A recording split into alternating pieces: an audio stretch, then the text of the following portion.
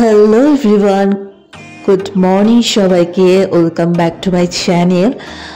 আজকে ভীষণ কুয়াশা ছিল, মানে সকালে তো ঘুম থেকে একদম উঠতে ইচ্ছা করছিল না।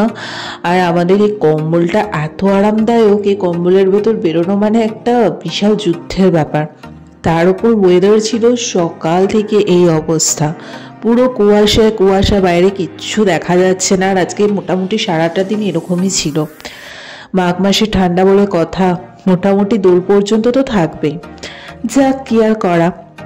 তোমাদের তো বলতে ভুলে গেছে যে দুদিন আগে মাসিরাও এসছে, তো রাতে অলরেডি মাসিরা চলে এসেছিল। আজকে পরদিন সকালে ভিডিওটা শ্যুট করছি, কারণ কালকে রাতে অত ভিডিও তোমাদের সাথে শ্যুট করে দেখাতে পারিনি।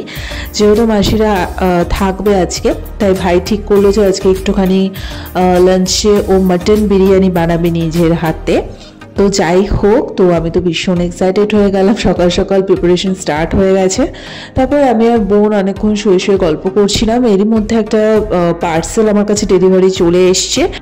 আমি কি অর্ডার করেছি ইন ডিটেলস নেক্সট পার্টে তোমাদের সাথে শেয়ার করব।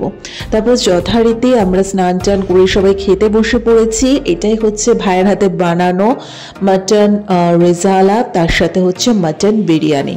ভাই এত সুন্দর টেস্টি বিরিয়ানি বানায়, এবং মানে এত কম তেল দিয়ে, কি বলবো, দুর্দান্ত। তারপর তো অ্যাজ ইউজুয়াল আমার পড়ানো ছিল, পড়াতে চলে গেছিলাম।